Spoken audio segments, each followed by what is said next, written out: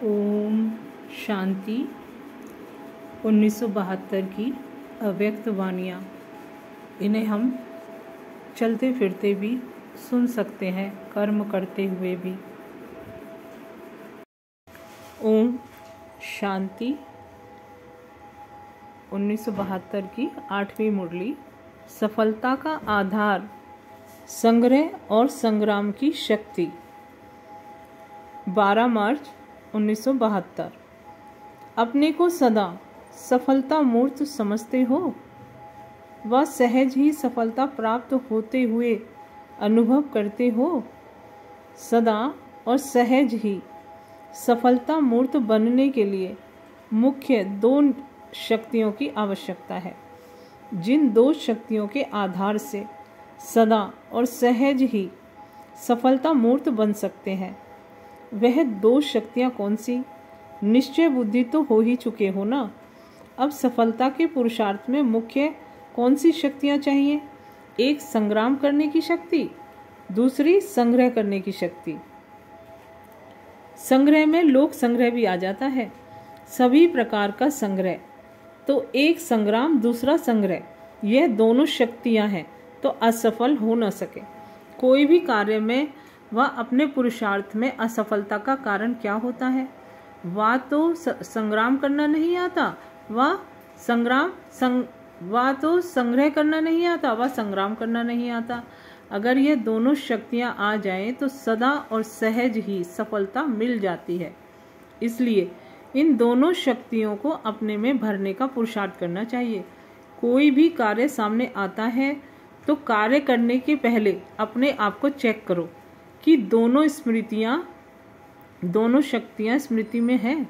भले शक्तियाँ हैं भी, लेकिन कर्तव्य के समय शक्तियों को यूज नहीं करते हो, इसलिए सफलता नहीं होती। करने के बाद सोचते हो ऐसे करते थे तो यह होता था। इसका कारण क्या है? समय पर शक्ति यूज करने नहीं आती है। शस्त्र कितने भी अच्छे हो, शक्तियाँ कितनी भी हो, लेकिन जिस समय जो शस्त्र व शक्ति कार्य में लानी चाहिए वह कार्य में नहीं लाते हो तो सफलता नहीं मिलती। इस कारण कोई भी कार्य शुरू करने के पहले अपने को चेक करो। जैसे फोटो निकलवाते हो, फोटो निकालने से पहले तैयारी होती है ना, फोटो निकला और सदा यादगार बन गया, चाहे कैसा भी हो। इसी रीति यह भी बेहद का कैमरा है जिसमें 1 सेकंड के फोटो निकलते रहते हैं। फोटो निकल जाने के बाद अगर अपने आप को ठीक करें तो वह व्यर्थ है ना। इसी प्रमाण पहले अपने आप को शक्ति स्वरूप की स्टेज पर स्थित करने के बाद कोई कार्य शुरू करना है। स्टेज से उतरकर अगर कोई एक्ट को भले कितना भी बढ़िया एक्ट करे, लेकिन देखने वाले कैसे होंगे? यह भी ऐसे होता है। पहले स्टेज पर स्थित हो, फिर हर एक्ट करे, तब एक्यूरेट व वाह करने योग्य एक्ट हो सकेगी। स्टेज से उतरकर साधारण रीति कर्तव्य करने शुरू कर देते हैं, पीछे सोचते हैं, परंतु वह स्टेज तो नहीं रही ना। समय बीत गया, फोटो तो निकल गया।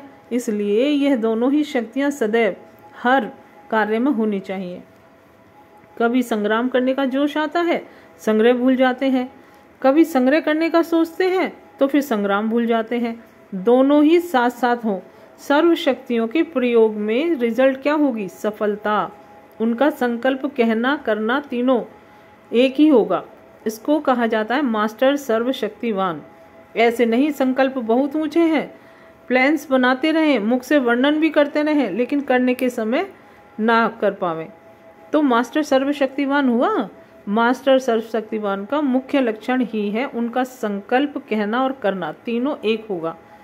अभी समय प्रति समय शब्द निकलते हैं, सोचा तो था लेकिन कर ना पाया। प्लान और प्रैक्टिकल में अंतर दिखाई देता है, लेकिन मास्टर सर्वशक्तिवान व सदा सफलता मूर्त जो होगा, उनका जो प्लान होगा वही प्रैक्टिकल होगा। सफलता मूर्त होना तो सभी चाहते हो ना। जब चाहना व लक्ष्य श्रेष्ठ है तो लक्ष्य के साथ वाणी और कर्म भी श्रेष्ठ हो, लेकिन प्रैक्टिकल में आने में कोई भी कमजोरी होने के कारण जो प्लान है वैसा रूप नहीं दे सकते हैं, क्योंकि संग्राम करने की व उन बातों में लोक संग्रह करने की शक्ति कम हो जाती है। जैसे पहले युद्ध के मैदान में जब दुश्मन सामने आता है तो एक हाथ में तलवार भी पकड़ते थे, साथ साथ दूसरे हाथ में ढाल भी होती थी। तो तलवार और ढाल दोनों अपना अपना कार्य करें, यह प्रैक्टिस चाहिए। दोनों ही साथ साथ यूज करने का अभ्यास चाहिए। अपने को मास्टर समझते हो तो सभी बातों में मास्टर हो। जैसे बाप का नाम त्रिमूर्ति शिव बताते हो ना, वैसे ही आप सभी भी मास्टर त्रिमूर्ति शिव हो ना। आपके भी 3 कर्तव्य है ना, जिसके आधार पर सारा कर्तव्य व सर्विस करते हो। आपके 3 रूप कौन से हैं? एक है ब्राह्मण रूप, जिससे स्थापना का कार्य करते हो, और दूसरा शक्ति रूप, जिससे विनाश का कार्य करते हो, और जगत माता व ज्ञान गंगा व अपने को महादानी वरदानी रूप समझने से पालना करते हो। वरदानी रूप में जगत पिता का रूप भी आ जाता है। तो यह तीनों रूप सदैव स्मृति में रहें तो आपके कर्तव्य में भी वही गुण दिखाई देंगे। जैसे बाप को अपने तीनों रूपों की स्मृति रहती है, ऐसे चलते फिरते अपने तीनों रूपों की स्मृति रहे कि हम मास्टर त्रिमूर्ति हैं। तीनों कर्तव्य इकट्ठे साथ साथ चाहिए। ऐसे नहीं, स्थापना का कर्तव्य करने का समय अलग है, विनाश के कर्तव्य का समय और आना है। नहीं, नई रचना रचते जाओ और पुराने का विनाश करते जाओ। आसुरी संस्कार व जो भी कमजोरी है उनका विनाश भी साथ साथ करते जाना है। नए संस्कार ला रहे हैं, पुराने संस्कार खत्म हो रहे हैं। कईयों में रचना रचने का गुण होता है, लेकिन शक्ति रूप विनाशकारी रूप ना होने के कारण सफलता नहीं हो पाती। इसलिए दोनों साथ साथ चाहिए। यह प्रैक्टिस तब हो सकेगी जब 1 सेकंड में देही अभिमानी बनने का अभ्यास होगा। ऐसे अभ्यासी सब कार्य में सफल होते हैं। अपने को महादानी व वरदानी, जगत माता व जगत पिता व पतित पावनी के रूप में स्थित होकर किसी भी आत्मा को अगर आप दृष्टि देंगी तो दृष्टि से भी उनको वरदान की प्राप्ति करा सकती हो, वृत्ति से भी प्राप्त करा सकती हो, अर्थात पालना कर सकती हो। लेकिन इस रूप की सदा स्मृति रहे। ब्राह्मण कथा व ज्ञान सुनाकर स्थापना तो बहुत जल्दी कर लेते हो, लेकिन विनाश और पालना का जो कर्तव्य है उसमें और अटेंशन चाहिए। पालना करने के समय कल्याणकारी भावना व वृत्ति रख कोई भी आत्मा की पालना करो तो कैसी भी अपकारी आत्मा पर अपनी पालना से उनको उपकारी बना सकते हो। कैसी भी पतित आत्मा पतित पावन के वृत्ति से पावन हो सकते हैं।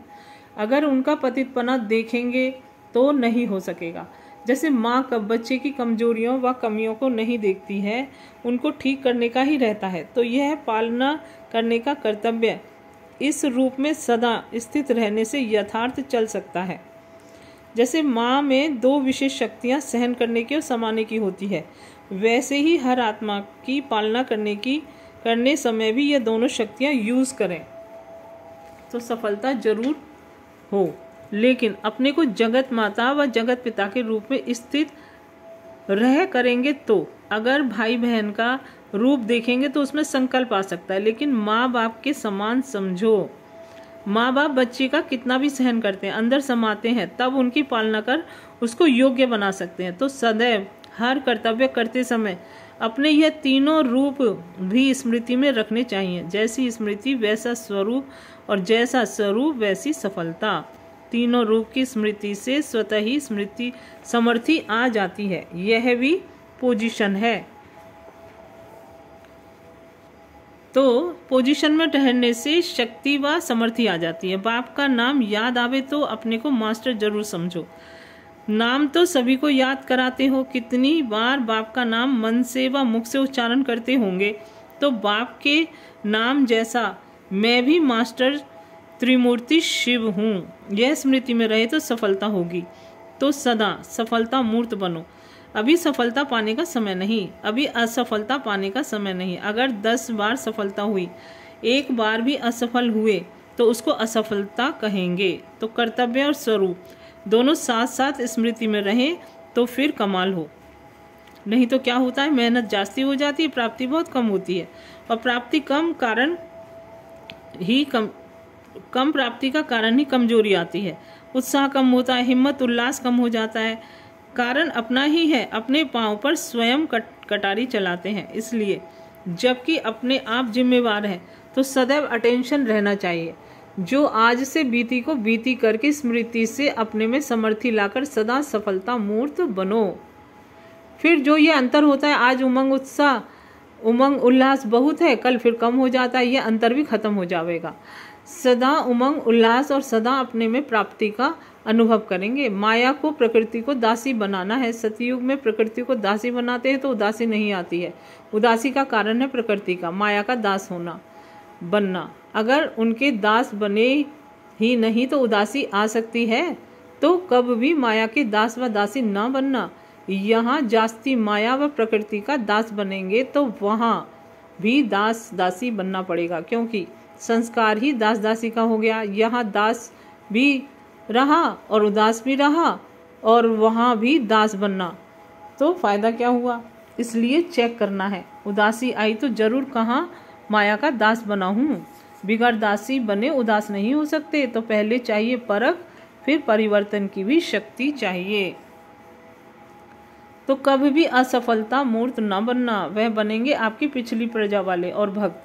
अगर विश्व का राज्य चलाने वाले भी असफल रहे तो सफलता मूर्त बाकी कौन बनेंगे। अच्छा, दिन प्रतिदिन अपने में परिवर्तन लाना है।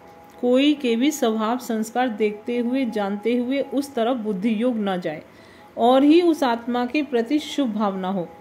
एक तरफ से सुना, दूसरे तरफ से निकाल दिया, उसको बुद्धि में स्थान नहीं देना है, तभी एक तरफ बुद्धि स्थित हो सकती है। कमजोर आत्मा की कमजोरी को ना देखो, यह स्मृति में रहे कि वैरायटी आत्माएं हैं। आत्मिक दृष्टि रहे, आत्मा के रूप में उनको स्मृति में लाने से पावर दे सकेंगे। आत्मा बोल रही है, आत्मा के यह संस्कार है, यह पाठ पक्का करना है।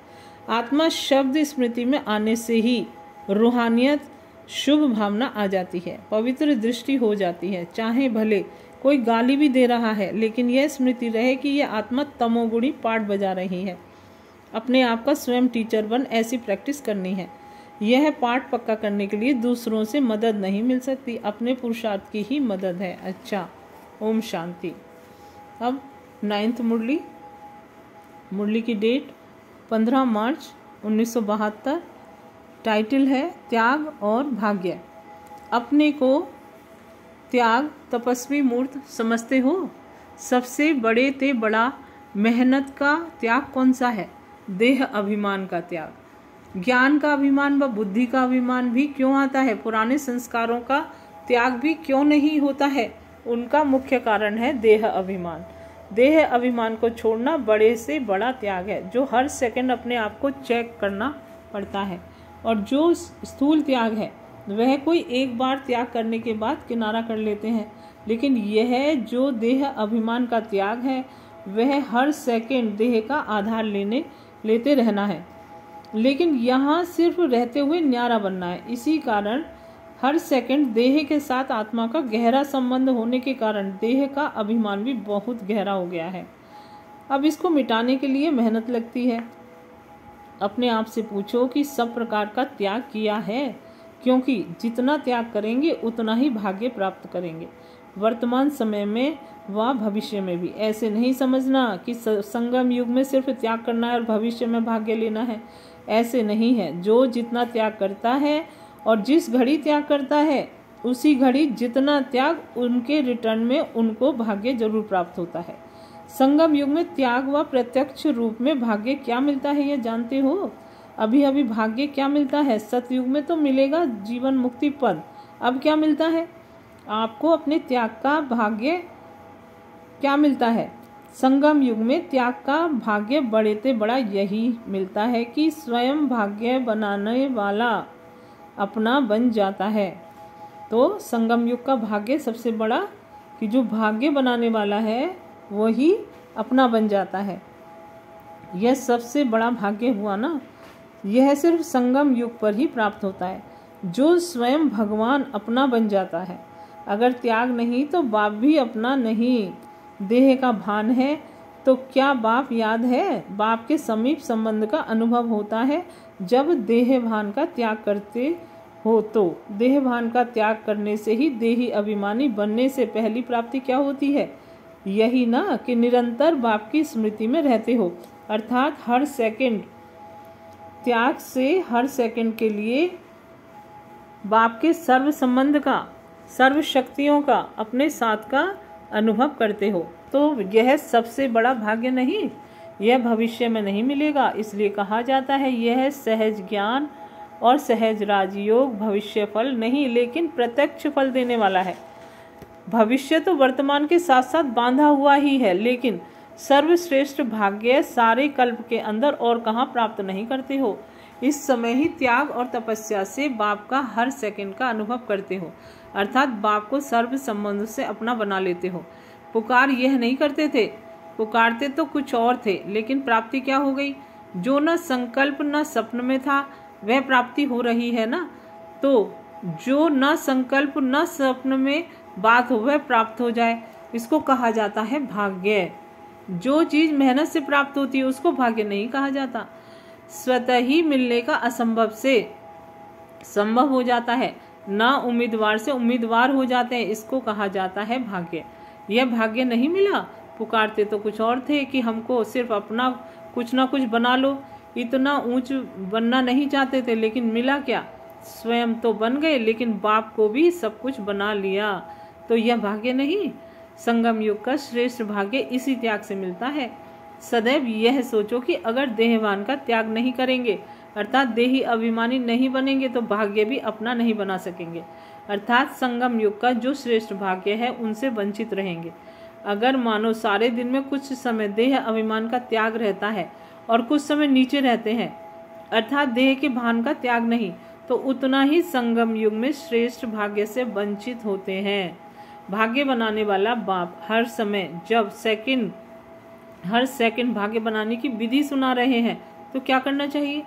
उसी विधि से सर्व सिद्धियों को प्राप्त करना चाहिए। विधि को ना अपनाने के कारण क्या रिजल्ट होती है? ना अवस्था की वृद्धि होती है और ना सर्व प्राप्तियों की सिद्धि होती है। तो क्या करना चाहिए? विधाता द्वारा मिली हुई विधियों को सदा अपनाना चाहिए, जिससे वृद्धि भी होगी और सिद्धि भी होगी। तो चेक करो, संकल्प के रूप में व्यर्थ संकल्प का कहाँ तक त्याग किया है। वृत्ति सदा भाई भाई की रहनी चाहिए, उस वृत्ति को कहाँ तक अपनाया है। और देह में देहधारीपन की वृत्ति कहाँ तक, देहधारीपन की वृत्ति का कहाँ तक त्याग किया है। समझते हो मैसूर वाले? आज तो खास इन्हों से मिलने आए हैं, क्योंकि इतने दूर से मेहनत से स्नेह से आए हैं, तो बाप को भी दूर देश से आना ही पड़ा है, तो खुशी होती है ना। आज खास दूर देश से आने वालों के लिए दूर देश से बाप भी आए हैं। तो जिससे स्नेह होता है, तो स्नेही के स्नेह में त्याग कोई बड़ी बात नहीं होती। विकारों के स्नेह में आकर अपनी शुद्ध बुद्ध का त्याग, तो अपने शरीर का भी त्याग किया। बच्चों के स्नेह में माँ तन का भी त्याग करती है ना। जब देहधारी के संबंध के स्नेह में अपना ताज तख्त, अपना असली स्वरूप सब छोड़ दिया ना, तो जब अभी बाप के स्नेही बने हो, तो क्या यह देह अभिमान का त्याग नहीं कर सकते हो? मुश्किल है। सोचना चाहिए कि अल्पकाल के संबंध में इतनी शक्ति थी, तो ऊपर से नीचे ला दिया। ऊपर से नीचे इसलिए आए हो ना। और अब बाप जब कहते हैं और बाप से सर्व संबंध जोड़े हैं, तो क्या बाप के स्नेह में यह उल्टा देह अभिमान का त्याग कोई बड़ी बात है? छोटी बात है ना। फिर क्यों नहीं कर पाते हो? यह तो 1 सेकंड में कर देना चाहिए। बच्चा अगर 1 मास बीमार होता है, तो माँ का जो अल्पकाल का संबंध है, देह का संबंध है, फिर भी माँ 1 मास के लिए सब कुछ त्याग कर देती है। देह की स्मृति सुख त्याग में देरी नहीं करती, मुश्किल भी नहीं समझती है। तो यहाँ क्या करना चाहिए? यह तो सदा काल का संबंध और सर्व संबंध है, सर्व प्राप्ति का संबंध है। तो यहाँ 1 सेकंड भी त्याग करने में देरी नहीं करनी चाहिए। लेकिन कितने वर्ष लगाए हैं? देह का भान त्याग करने में कितना वर्ष लगाया है? कितने वर्ष हो गए? 36 वर्ष। लगना चाहिए 1 सेकंड और लगाया 36 वर्ष। आधा कल्प का अभ्यास पड़ा हुआ है, और वह जो आधा कल्प देहवान से और विकारों से न्यारे थे, वह आधा कल्प का अभ्यास 1 सेकंड में भूल गया। इसमें टाइम लगा क्या? त्रेता में भी 2 कला कम हो जाती है, फिर भी विकारों से तो परे रहते हो ना। सतयुग त्रेता में निर्विकारी तो थे ना, 2 कला कम होने के बाद भी त्रेता में निर्विकारी तो कहेंगे ना, विकारों के आकर्षण से परे थे ना। यह भी आधा कल्प के संस्कार हो गए, तो वह क्यों नहीं स्मृति में जल्दी आते हैं? आत्मा का असली रूप भी क्या है? आप आत्मा के निजी असली संस्कार व गुण कौन से हैं? वही है ना जो बाप में है। जो बाप के गुण हैं, ज्ञान का सागर, सुख का सागर, शांति का सागर, वह सागर है। पर आप स्वरूप तो हो। तो जो आत्मा के निजी गुण है, शांति स्वरूप तो हो ना। यह तो संग के रंग में परिवर्तन में आए हो, लेकिन वास्तविक जो आत्मा का स्वरूप का गुण है वह तो बाप के समान है ना। वह भी क्यों नहीं जल्दी स्मृति में आना चाहिए। ऐसे ऐसे अपने से बातें करो, समझा? ऐसे ऐसे अपने से बातें करते करते अर्थात रूह रिहान करते करते रूहानियत में स्थित हो जाएंगे। यह अभी नहीं सोचो कि द्वापर के यह पुराने संस्कार हैं इसलिए यह हो गया, यह नहीं सोचो। इसके बजाय यह सोचो कि मुझ आत्मा के आदि संस्कार और अनादि संस्कार कौन से हैं। सृष्टि के आदि में जब आत्माएं आई तो क्या संस्कार थे? दैवी संस्कार थे ना। तो यह सोचो आदि में आत्मा के संस्कार और गुण कौन से थे। मध्य को नहीं सोचो, अनादि और आदि संस्कारों को सोचो। तो क्या होगा कि मध्य के संस्कार बीच बीच में जो प्रज्वलित होते हैं वे मध्यम हो जाएंगे। मध्यम ढीले को कहा जाता है, कहते हैं ना इसकी चाल मध्यम है, तो मध्य के संस्कार मध्यम हो जाएंगे और जो अनादि और आदि संस्कार में प्रत्यक्ष रूप में दिखाई देंगे। समझा? सदैव अनादि और आदि को ही सोचो। जैसे संकल्प करेंगे वैसी ही स्मृति होगी और जैसी स्मृति रहेगी वैसी समृद्धि हर कर्म में आएगी। इसलिए स्मृति को सदैव श्रेष्ठ रखो। तो अब क्या करेंगे?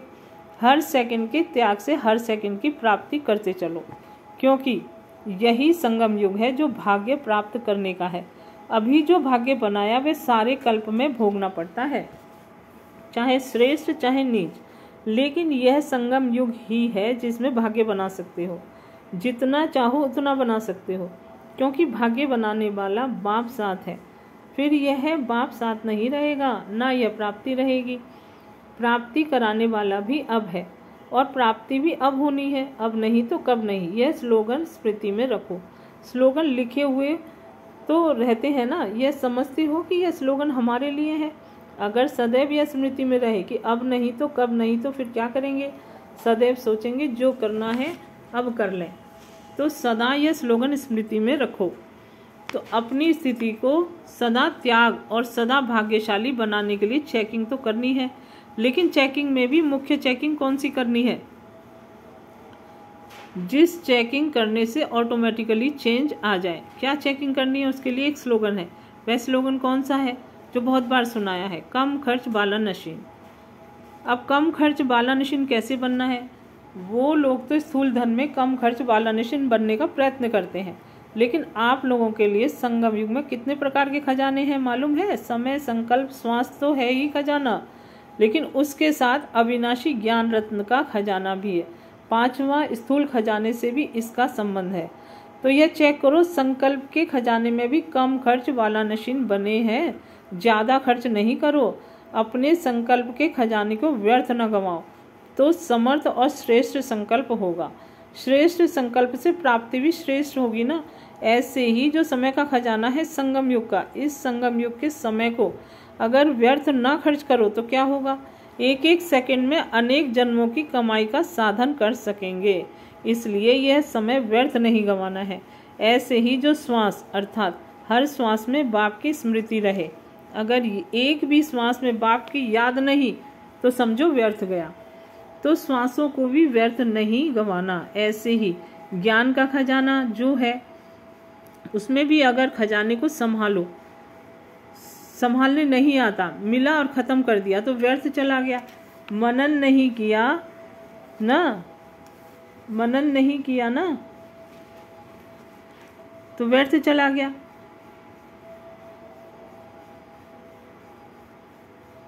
मनन के बाद उस खजाने से जो खुशी प्राप्त होती है उस खुशी में स्थित रहने का अभ्यास नहीं किया तो व्यर्थ गया। जैसे भोजन किया हजम करने की शक्ति नहीं तो व्यर्थ जाता है ना, इसी प्रकार ये ज्ञान के खजाने आपके प्रति व दूसरी आत्माओं को दान देने के प्रति ना लगाया तो व्यर्थ गया। ऐसे ही यह स्थूल धन भी अगर ईश्वरीय कार्य में, हर आत्मा के कल्याण के कार्य में व अपनी उन्नति के कार्य में ना लगाकर अन्य कोई स्थूल कार्य में लगाया तो व्यर्थ लगाया ना। क्योंकि अगर ईश्वरीय कार्य में लगाते हो तो यह स्थूल धन 1 का लाख गुना बनकर प्राप्त होता है। और अगर एक व्यर्थ गंवा दिया तो एक व्यर्थ नहीं गंवाया लेकिन लाख व्यर्थ गंवाया। इसी प्रकार संगम युग का सर्व खजाना है, उस सर्व खजाने को चेक करो कि कोई भी खजाना व्यर्थ तो नहीं जाता है। तो ऐसे कम खर्च वाला नशीन बने हो या अब तक अब अलबेले होने के कारण व्यर्थ गंवा देते हो।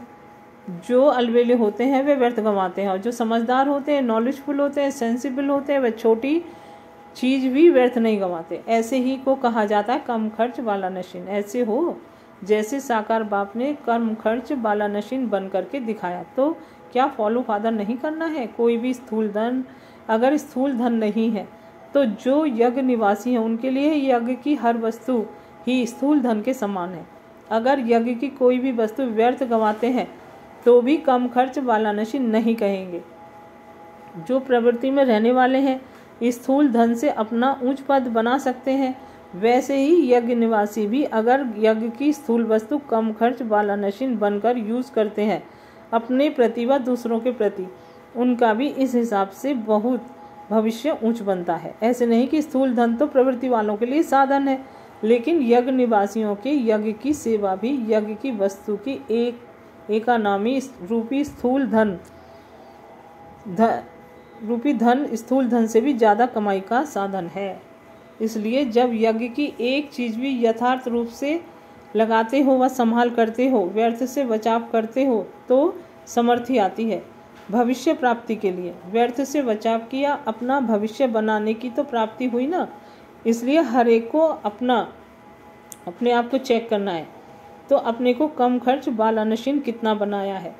व्यर्थ से बचो, समर्थ बनो। जहाँ व्यर्थ है वहाँ समर्थ जरा भी नहीं, और जहाँ समर्थी है वहाँ व्यर्थ आवे, यह हो नहीं सकता। अगर खजाना व्यर्थ जाता है तो समर्थी नहीं आ सकती।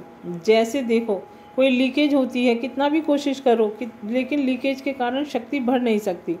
तो व्यर्थ भी लीकेज होने के कारण कितना भी पुरुषार्थ करेंगे, कितना भी मेहनत करेंगे, लेकिन शक्तिशाली नहीं बन सकेंगे। इसलिए लीकेज को चेक करो। लीकेज को चेक करने के लिए बहुत होशियारी चाहिए। कई बार लीकेज तो मिलती नहीं है। बहुत होशियार होते हैं, नॉलेजफुल होते हैं, वे लीकेज को कैच कर सकते हैं।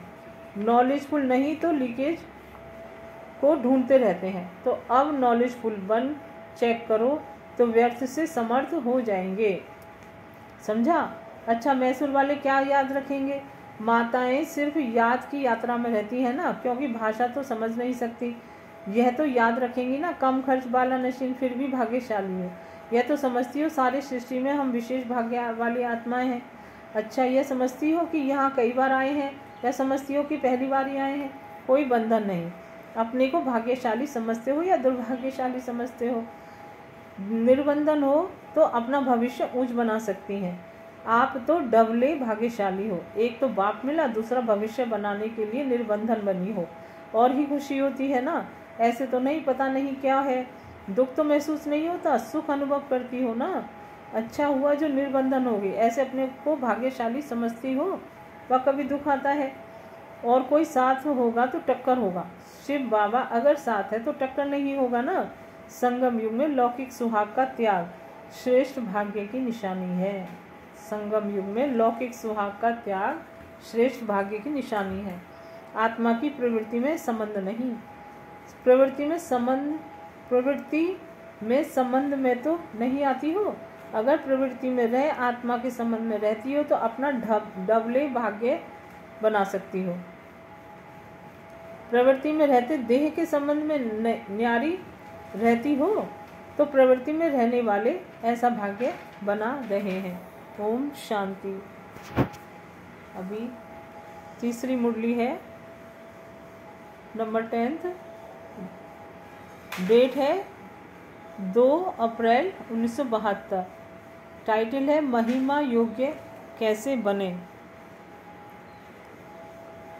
बाप दादा ने कहा, सदा उपराम अवस्था में रहने के लिए विशेष 2 बातों की आवश्यकता है, क्योंकि वर्तमान समय उपराम अवस्था में रहने के लिए हर एक नंबरवार पुरुषार्थ कर रहा है।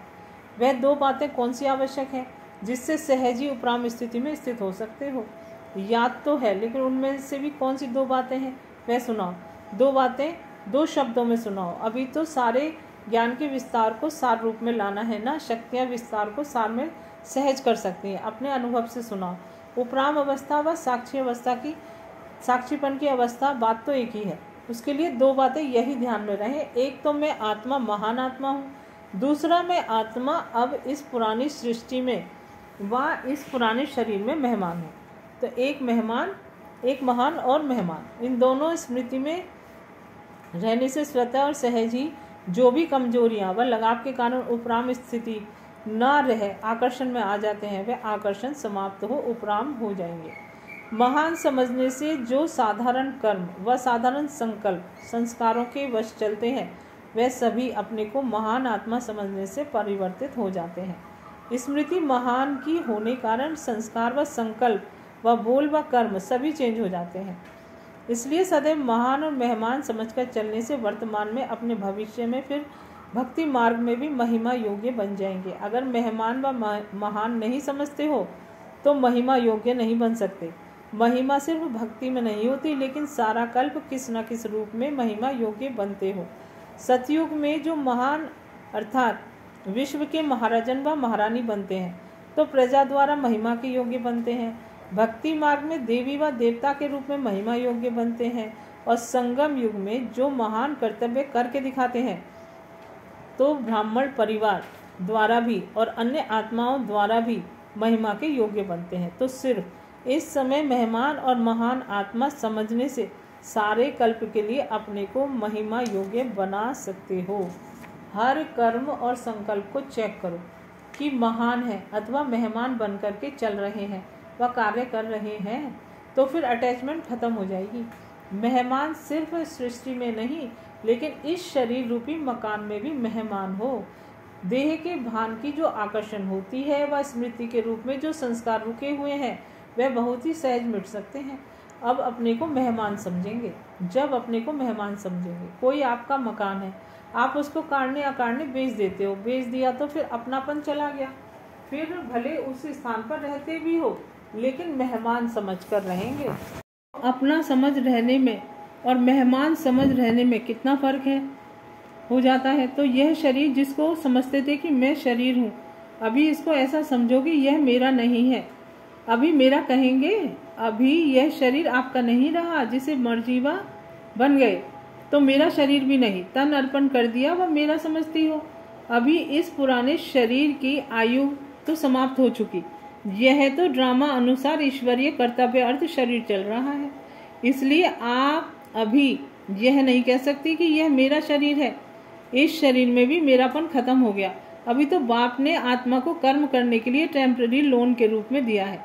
जैसे बाप समझते हैं मेरा शरीर नहीं, लोन लेकर कर्तव्य करने के लिए पाठ बजाते हैं, तो आप भी बाप समान होना, मेरा शरीर समझते हो तो सभी बातें आ जाएंगी।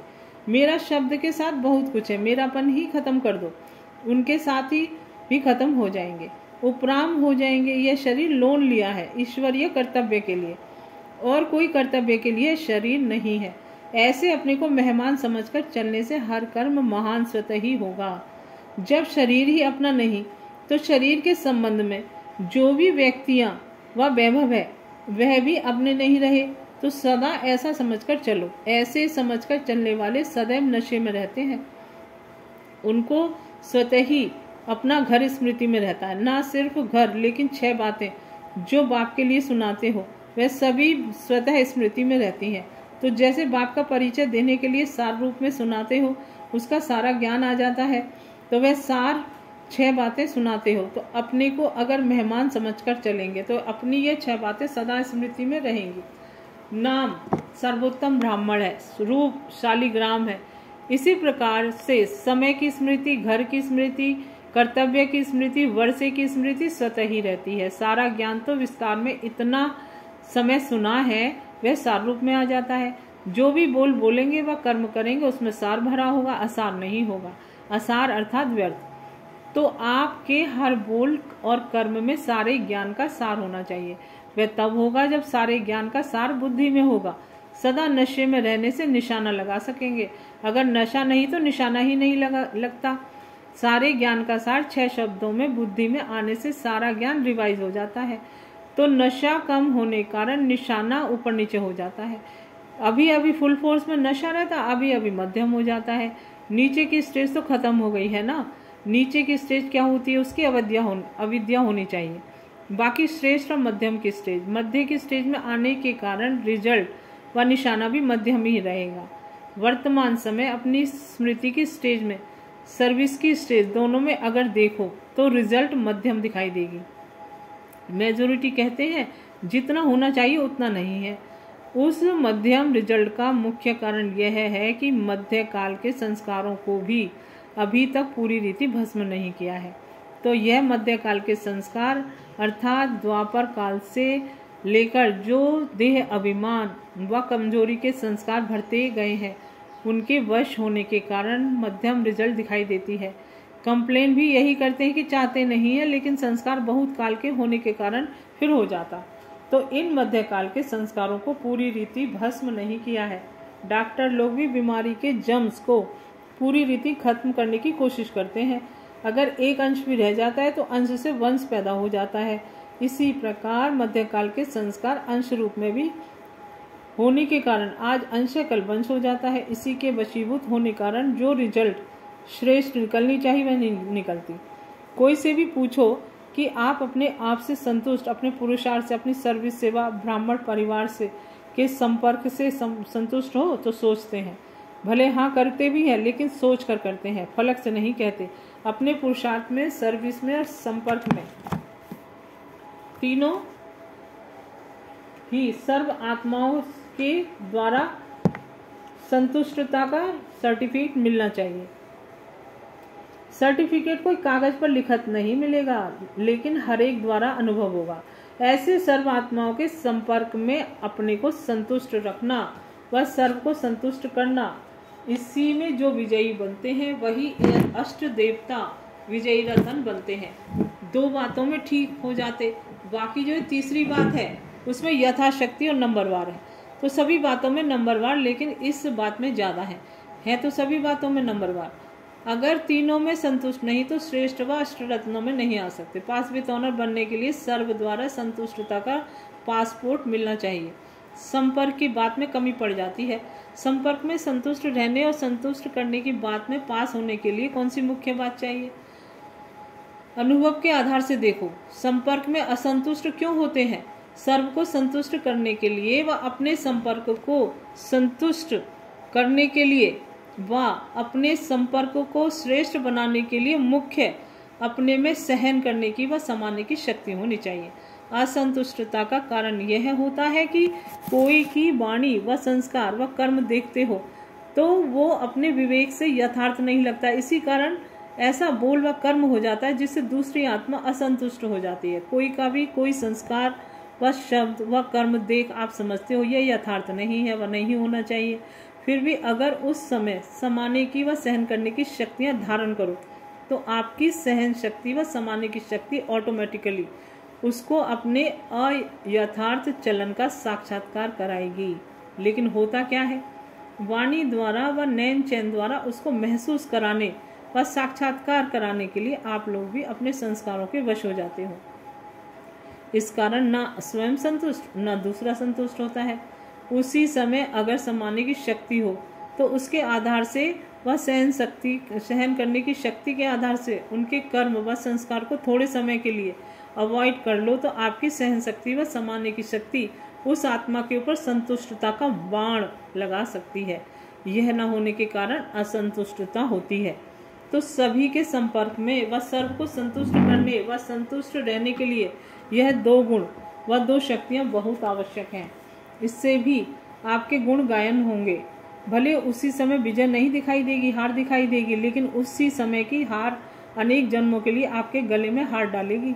इसलिए ऐसी हार को भी जीत मानना चाहिए। यह कमी होने के कारण इस सब्जेक्ट में जितनी सफलता होनी चाहिए उतनी नहीं होती है। बुद्धि में नॉलेज होते हुए भी किस समय किस रूप से किसको नॉलेज व युक्ति से बात बतानी है वह भी समझ होनी चाहिए। समझते हैं मैंने उसको शिक्षा दी, लेकिन समय नहीं है, उनकी समर्थी नहीं है, तो वह शिक्षा का काम नहीं करती।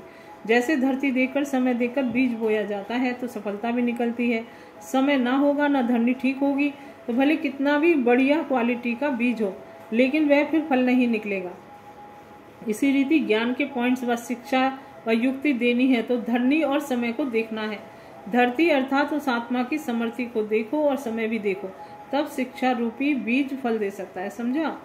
तो वर्तमान समय सर्वश्रेष्ठ आत्माओं को व महावीर महावीरनियों को इसी विशेष पुरुषार्थ तरफ अटेंशन देना चाहिए। यही महावीरता है। संतुष्ट को संतुष्ट रखना महावीरता नहीं है। स्नेही को स्नेह देना महावीरता नहीं। सहयोगी का साथ सहयोगी बनना महावीरता नहीं। लेकिन अपकारियों पर भी उपकार करते हैं। कोई कितना भी असहयोगी बने, अपने सहयोग की शक्ति से असहयोगी को सहयोगी बनाना, इसको महावीरता कहा जाता है।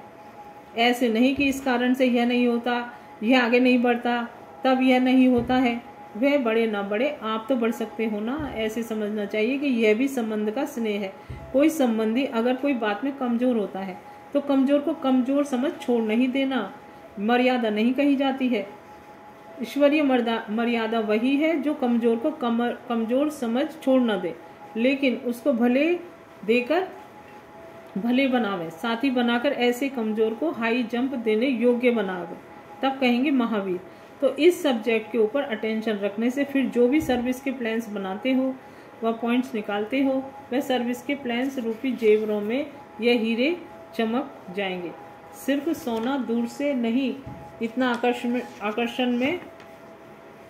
आकर्षण करता है। अगर सोने के अंदर हीरा होता है तो वह दूर से ही अपनी तरफ आकर्षित करता है। प्लान्स बनाते हो वह तो भले बनाओ, लेकिन प्लान में यह जो हीरा उसको हर एक अपने आप में लगाकर फिर प्लान को प्रैक्टिकल में करो तो सारे विश्व में जो आवाज़ फैलाना चाहते हो उसमें सफलता मिल सकेगी। दूर दूर की आत्माएं इस हीरे पर आकर्षित होकर आएंगी। समझा? अच्छा, ओम शांति। अभी मुरली नंबर 11।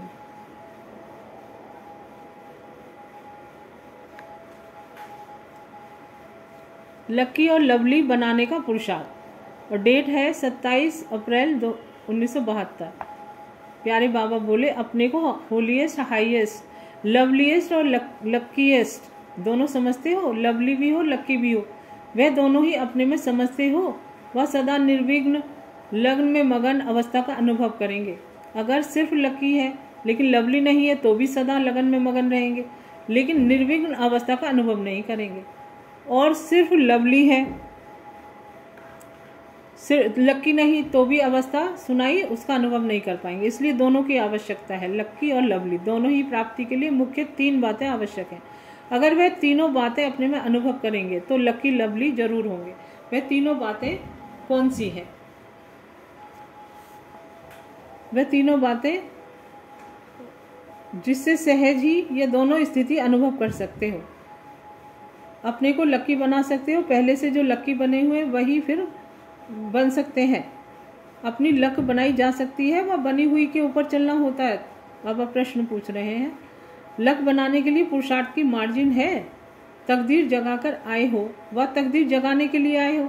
तकदीर जो जगी हुई है वह साथ ले आए हो या फिर बनाएंगे। तकदीर जो जगाकर आए हैं उस अनुसार ही बाप के बने हो, लेकिन बाप के बनने में भी तकदीर की बात है ना। तकदीर बनाकर ही आए हो और बना भी सकते हो। ऐसे जब कोई बात पर ज़्यादा पुरुषार्थ कर लेते हो तो अंदर से कब संकल्प आता है कि मेरी तकदीर में तो यही देखने में आता है, पुरुषार्थ के बाद भी सफलता नहीं होती, तो समझते हो ना तकदीर ऐसा ही है। तकदीर में सफलता न मिलने का कारण क्या है?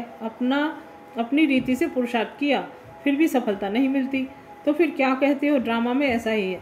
तो ड्रामा बना हुआ लक ही ले आए हो ना, ड्रामा का बना हुआ लक ही ले आए हो ना।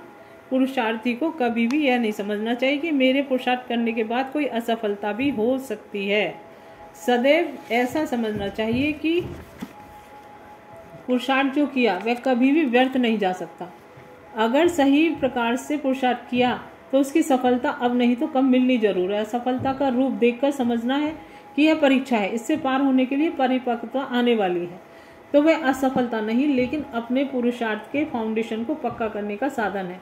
कभी भी कोई चीज को मजबूत करना होता है तो उसके ऊपर उसके पहले फाउंडेशन को ठोका जाता है। यह ठोकना ही परिपक्वता का साधन है। तो कब भी अपने व्यक्तिगत पुरुषार्थ में, संगठन के संपर्क में व ईश्वरीय सेवा में, तीनों प्रकार के पुरुषार्थ में बाहर का रूप असफलता का भले दिखाई दे तो भी ऐसे समझना चाहिए कि यह असफलता नहीं लेकिन परिपक्वता का साधन है। जैसे सुनाया था तूफान को तूफान न समझकर तोहफा समझना चाहिए। नैया में झोंके आते हैं लेकिन वे आगे बढ़ाने का एक साधन है। इसी प्रकार असफलता में सफलता समाई हुई है, यह समझकर आगे बढ़ना चाहिए। असफलता शब्द ही बुद्धि में नहीं आना चाहिए अगर पुरुषार्थ सही है तो। अच्छा, सुना रहे थे कि लकी और लवली बनने के लिए 3 बातें आवश्यक हैं। तो अपने लक को क्यों नहीं जगा सकते, उसका मूल कारण है नॉलेजफुल नहीं हो। नॉलेजफुल में सभी प्रकार की नॉलेज आ जाती है। जितना जो नॉलेजफुल होगा उतना लकी जरूर होगा, क्योंकि नॉलेज की लाइट और माइट से आदि मध्य अंत को जानकर जो भी पुरुषार्थ करेगा उसमें उनको सफलता अवश्य प्राप्त होगी। सफलता प्राप्त होना यह लक की निशानी है। यह तो वह नॉलेजफुल होगा अर्थात फुल नॉलेज होगी। फुल में अगर कोई भी कमी है तो लकीएस्ट में भी नंबर 1 है। नॉलेजफुल है तो लकीएस्ट भी नंबर 1 होगा। कर्म की भी नॉलेज होती है और अपनी रचयिता और रचना की भी नॉलेज होती है। चाहे परिवार चाहे ज्ञानी आत्माओं के संपर्क में कैसा भी आना चाहिए, उसकी भी नॉलेज होती है। नॉलेज अर्थात रचना और रचयिता की नहीं, लेकिन नॉलेजफुल अर्थात हर संकल्प, हर शब्द, हर कर्म में ज्ञान स्वरूप होगा, उनको ही नॉलेजफुल कहते हैं। दूसरी बात, जितना नॉलेजफुल होगा उतना केयरफुल होगा। जितना केयरफुल होगा उतना ही उसकी निशानी चेयरफुल होगा। अगर कोई केयरफुल नहीं तो लवली भी नहीं लगेगा, अगर कोई चेयरफुल नहीं तो भी लवली नहीं लगेगा। जो केयरफुल नहीं रहता वह समय प्रति समय अपना व दूसरों के संपर्क में आने से कोई ना कोई छोटी बड़ी भूल होने के कारण न स्वयं लवली रहेगा न दूसरों का लवली बन सकेगा। इसलिए जो केयरफुल होगा वह चेयरफुल होगा। ऐसा नहीं समझना केयरफुल जो होगा वह अपने पुरुषार्थ में अधिक मगन होने के कारण चेयरफुल नहीं रह सकता, ऐसी बात नहीं है। केयरफुल की निशानी है चेयरफुल। तो ये तीनों ही क्वालिफिकेशन या बातें अगर है तो लकी और लवली दोनों बन सकते हैं। एक दो के सहयोग से भी अपनी लक को बना सकते हो, लेकिन एक दो का सहयोग तब मिलेगा जब केयरफुल और चेयरफुल होंगे। अगर चेयरफुल नहीं होता सक्सेसफुल भी नहीं होता। केयरफुल और चेयरफुल है तो सक्सेसफुल अर्थात लकी है। ये 3 बातें अपने आप में देखो, अगर तीनों ही ठीक है, परसेंटेज में है, तो समझो हम लकी और लवलीस्ट दोनों हैं। अगर परसेंटेज में कमी है तो फिर यह स्टेज नहीं हो सकती। अब समझा निशानी क्या है। मुख से ज्ञान सुनाना इतना प्रभाव नहीं डाल सकता। सदैव चेयरफुल चेहरा रहे, दुख की लहर संकल्प में भी ना आए, उसको कहा जाता है चेयरफुल। तो अपने चेयरफुल चेहरे से ही सर्विस कर सकते हो। जैसे चुंबक की तरफ ऑटोमेटिकली आकर्षित होकर लोहा जाएगा, इसी प्रकार सदा चेयरफुल स्वयं ही चुंबक का स्वरूप बन जाता है। उसको देखते ही समीप आएंगे, समझेंगे आज की दुनिया में जबकि चारों ओर दुख अशांति के बादल छाए हुए हैं, ऐसे वायुमंडल में सदा चेयरफुल रहते हैं। यह क्यों, कहाँ, कैसे रहते हैं, वह देखने की उत्कंठा होगी। जैसे जब बहुत तूफान आते हैं, वर्षा पड़ती है, तो उस समय लोग जहाँ बारिश तूफान से बचाव देखते वहीं भागते हैं, सेफ्टी का साधन देखते हैं, अपने आप को बचाने के लिए उस स्थान का सहारा लेते हैं, खींचकर चले आते हैं। ऐसे ही वर्तमान समय चारों ओर माया का तूफान और दुख के बादल गरज रहे हैं। ऐसे समय में सेफ्टी के साधन को देख अपनी आपकी तरफ आकर्षित होंगे, तो चेयरफुल चेहरा ही आकर्षित करेगा। और लवली और लकी दोनों होना चाहिए। कहाँ कहाँ नॉलेजफुल है, केयरफुल भी है और चेयरफुल नहीं। केयर करते हैं, केयर करते करते चेयर छोड़ देते हैं, तो चेयरफुल नहीं बन सकते। इसलिए जो दोनों का होना चाहिए वह नहीं होता। दोनों ही अपने में साथ धारण करना चाहिए। उसके लिए मुख्य पुरुषार्थ अटेंशन, केयर किस बात में रहे तो तीनों ही बात ला सको। आप लोगों की जो महिमा गाई जाती है वह पूरी वर्णन करो। सर्वगुण संपन्न, 16 कला संपूर्ण, संपूर्ण निर्विकारी, मर्यादा पुरुषोत्तम। जब मर्यादाओं का उल्लंघन होता है तभी केयरलेस होते हो। आप लोगों के संपूर्ण स्टेज का जो गायन है, जैसे सीता को मर्यादा की लकीर के अंदर रहने की आज्ञा दी, और कोई लकीर नहीं थी, लेकिन ये मर्यादा की लकीर है। अगर ईश्वरीय मर्यादाओं की लकीर से बाहर निकल जाते हो तो फकीर बन जाते हो। और फिर फकीर चिल्लाते हैं 2 पैसा दो, कपड़ा दो। ऐसे ही जो मर्यादा की लकीर का उल्लंघन करते हैं उनकी स्थिति फकीर के समान बन जाती है। वे कहेंगे कृपा करो, आशीर्वाद दो, सहयोग दो, स्नेह दो। तो क्या हुआ, तो कोई भी चीज़ मांगने वाले को फकीर ही कहा जाता है। तो यह मर्यादाओं की लकीर है, उससे अगर बाहर निकलते हो तो फकीर बन जाते हो, फिर मदद लेनी पड़ती है। वैसे तो जो भी बाप के बच्चे बने हैं वो लकी भी है, लवली भी है। वह स्वयं ईश्वरीय कार्य में मददगार है, ना कि मदद लेने वाले हैं। आप लोगों का मददगार बनने का भी चित्र है, मांगने का, मदद मांगने का नहीं। जो स्वयं ही मददगार है वह मदद मांग नहीं सकते, वह देने वाले हैं, ना कि लेने वाले हैं। तो अपने आप को एक ही बाप अर्थात राम की सच्ची सीता समझकर सदा मर्यादाओं की लकीर के अंदर रहे, अर्थात यह केयर रहे तो केयरफुल रहेंगे। केयरफुल से ऑटोमेटिकली चेयरफुल बन जाएंगे। सवेरे से रात तक कौन कौन सी मर्यादा किस किस रूप में कर्म में रहती हैं, वह सभी नॉलेज स्पष्ट होनी चाहिए। अगर नॉलेज नहीं तो केयरफुल भी नहीं बन सकते हो। कब देखो चेयरफुल नहीं रहते हो, अवश्य कोई मर्यादा का उल्लंघन किया। मर्यादा संकल्प के लिए भी है, मर्यादा व्यर्थ संकल्प भी नहीं करना है।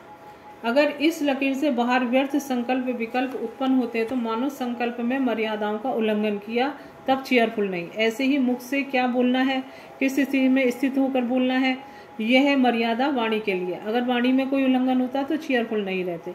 अपने व्यर्थ संकल्प विकल्प ही अपने को चेयरफुल स्टेज से गिरा देते हैं, क्योंकि मर्यादा का उल्लंघन किया।